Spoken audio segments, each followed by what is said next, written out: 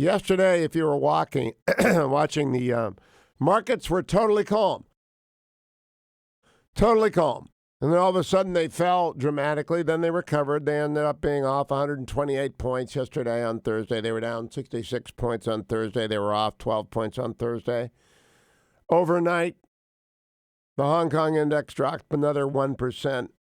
And I got up to read bad story after bad story after bad story. It's like the world is finally waking up to what I first told you about early in January. I always keep my eye on the virus because I've read The Great Influenza by John Barry. I know about the 1968 flu. I know about pandemics, and I know that they're considered inevitable, and one will come. And what turned out not to be the bird flu, SARS was a little bit scary, but they contained it. MERS was scarier. They contained it. Ebola was the scariest. They contained it. They have not contained coronavirus. And markets are beginning to notice 76,790 cases. 2,249 people died. And the world is finding themselves with new cases everywhere. Hubei, which is the home of Wuhan, Hubei province, revised their daily numbers up. 631 cases following deaths in a jail. That followed downward reports in Happy Talk. And I warned you earlier this week, do not believe in Happy Talk. Happy Talk will kill you. Then South Korea got its own outbreak. They canceled the Davos of Asia. The Boao Forum is held annually. Big deal. Regional business and political elites come to the island of Hainan. Not this year, March 24th to 27th. It's canceled. And that is just the tip of the iceberg.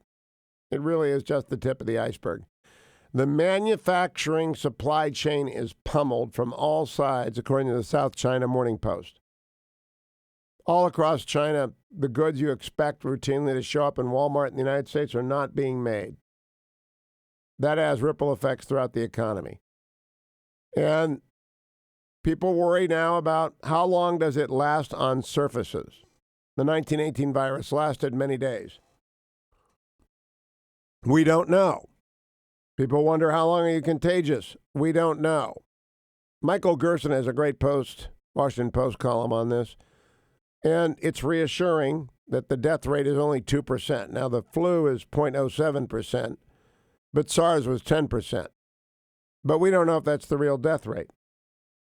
We do know, as The Guardian reports this morning, in this My Morning Rundown, coronavirus air travel demand will fall for the first time in 11 years. Mark Sweeney's story. The spread of the coronavirus will result in the first fall in global air travel in more than a decade.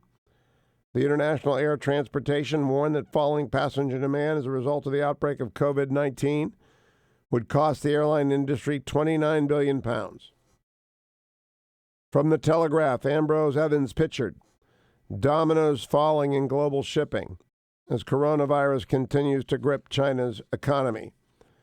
Container shipping from China ports has collapsed since the outbreak of coronavirus, has yet to show any sign of recovery. Almost half of the planned sailings on the route from Asia to North Europe have been canceled over the last 4 weeks. Half. Refrigerated food, ships full of frozen food known as reefers are unable to enter Chinese ports. The backups are terrible. Then from the Financial Times, coronavirus wreaks havoc on luxury and fashion groups. The coronavirus has kept as many as 1,000 Chinese fashion buyers from Europe's top fashion shows this month, as the luxury industry faces its biggest threat since the 2008 financial crisis. All right, then you get this. Coronavirus infected Americans flown home against the CDC's advice. This is one of those stories. It's by Lena's son, Lenny Bernstein, Shabani Matani, and Joe Achenbach in the Washington Post. In the wee hours of a rainy Monday, More than a dozen buses sat on a tarmac at Tokyo's airport. Inside, 328 weary Americans wearing surgical masks and gloves waited anxiously to fly home. But as the buses idled, U.S. officials wrestled with troubling news. New test results showed that 14 passengers were infected with the virus. The U.S. State Department had promised that no one with the infection would be allowed to board the plane. The decision had to be made. Let them all fly or leave them behind in Japanese hospitals. Before I turn the page, how hard of a decision is that? Do not let them fly. In Washington, where it was still a Sunday afternoon, a fierce debate broke out. The State Department and a top Trump administration health official wanted to forge ahead. The infected passenger had no symptoms, could be segregated on the plane in a plastic-lined enclosure. But officials at the Center for Disease Control and Prevention disagreed. The CDC believed the 14 should not be flown back. It was like the worst nightmare, said a senior official involved in the decision. The State Department won the argument, but unhappy CDC officials demanded to be left out of the news release that explained that infected people were being flown to the United States. The tarmac decision was a pivotal moment for U.S. officials improvising their response to a crisis with few precedents. Now, I don't know how much of this to believe. I often say I believe that the people told the Post this because the Post is very good and accurate in reporting what they are told. But we do not know motive. It could be 180 degrees backwards. It could be that the CDC pushed to bring them home and the State Department said don't, and then the CDC covered their butts. That happens all the time. What I do know, we need to know the exact facts of that call, and we need a defined protocol ASAP. President and his entourage leave for India on Sunday. They need to leave behind instructions on what to do. Because believe you me, there are people who hate Trump so much they will screw this up just to make them look bad.